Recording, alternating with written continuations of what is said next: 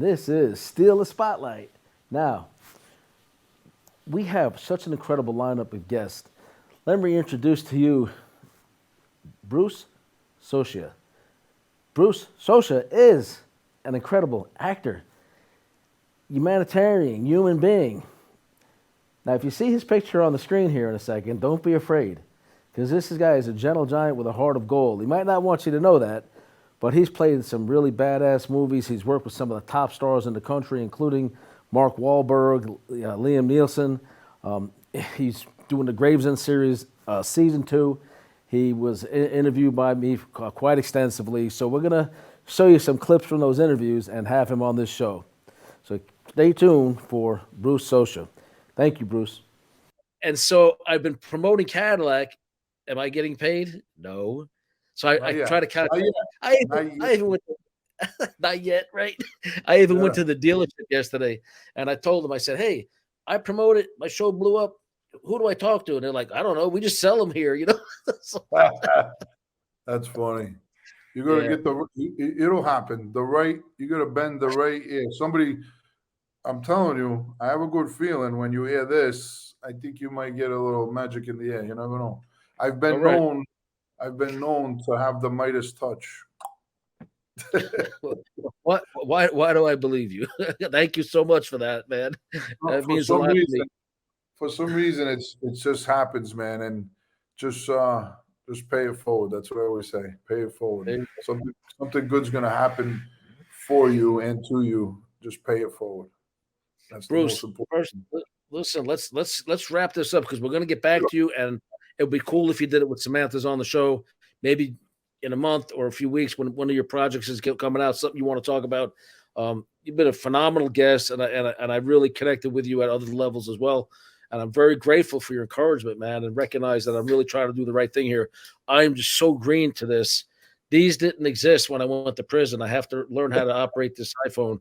You know, none of the social media did.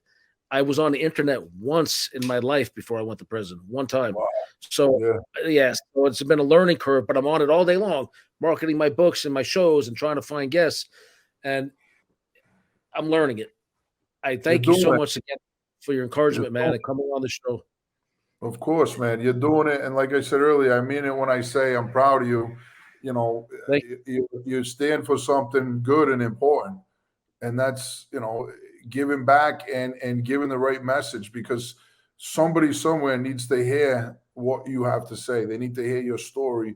And just always remember that, man. Always remind yourself to stay on track with the message that you're exuding. You know, we can always complain about our mishaps and the people that did us wrong, and that's part of the story, but that's not the story.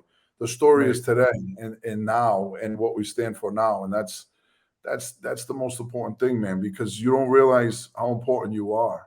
You're really important to somebody out there, bro. You're gonna make me cry, man. Get the hell out of here. Thank you for that, man. I appreciate it. Because when people come to me and say they look up to me now, I'm like, they've done time or they struggle with addiction. I'm like, who am I? And I ask God, I say, give me the wisdom to help this person, please. Because I'm like, who am I? I don't do it enough, but I say it. It really is important to pray and to have that open dialogue with God. I think, being honest, I think for years when I was a kid, when I was in dire situations, I felt like God didn't hear my prayers. So it kind of taught me over the course of my young adult life not to pray, because I had to rely on myself. And I didn't walk around saying I'm mad at God. I didn't make that declaration. I just kind of did my own thing. And it took all the way for me to get into my 40s and really, have some life experience. And I'm a grandfather now and stuff like that. And there's so many things have happened in the course of my life that I can't waste time crying over spilled milk from, painful childhood experiences or things of that nature. And I really truly recognize the importance of prayer. And some people say, like, talk to the universe and all that. I say, talk to God, man. And all those eloquent, polished up prayers are nice and a good baseline. But really, it's about having that dialogue outside of your body, whether it's the law of attraction and you're just manifesting. Some people say that nowadays, like, hey, I'm going to manifest this or that. It's really the same message. You could pray to God and say, God, get, like you said a minute ago, give me the wisdom, show me. And to me, I think just you being vulnerable enough to express that on a public forum is so important, man. And that's why I try to do the same thing.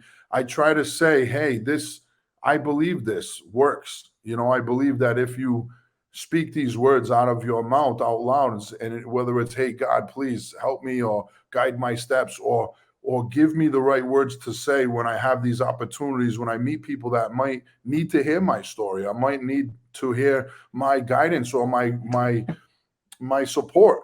Sometimes, like you said earlier, you get on the line with a kid that's struggling with addiction, and he actually gave a shit what you had to say because he felt connected to you.